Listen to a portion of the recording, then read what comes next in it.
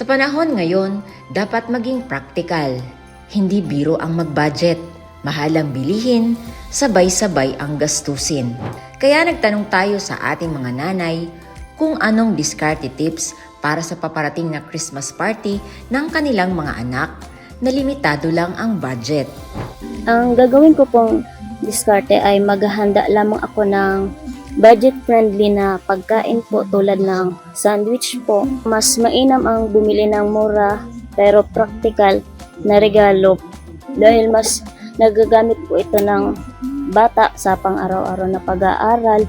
Pwede rin naman po magdala sila ng pagkain na aking lulutuin para kahit paano po mabubusog sila. At sa kanilang damit naman po ay pwede naman po yung luma nilang damit na magaganda pa po kaysa naman po bumili ng mahal na hindi naman po nila magagamit.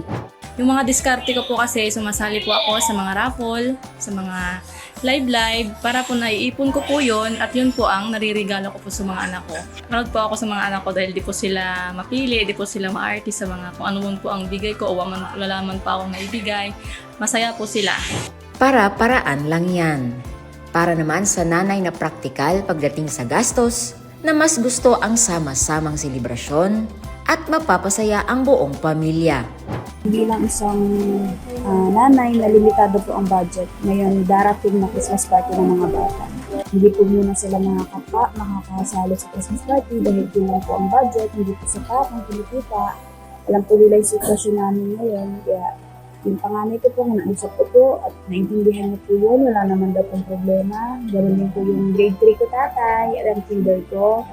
Ang sabi ko po sa kanila, kahit hindi kayo po mag-attend ng Christmas party, gagala na lang tayo sa Pasko. Pupunta na lang po kami ng circle na taon-taon naman po namin ginagawa tatay. Pinapasyal po namin yung mga bata para kahit pa paano magsama-sama po kami. Sa huli, makasali man o hindi, basta ang importante, sama-sama at masaya ang mga bata. At sa panahon ngayon, iyon ang tunay na diwa ng Pasko. Magmahalan at magpasalamat sa grasyang natatanggap.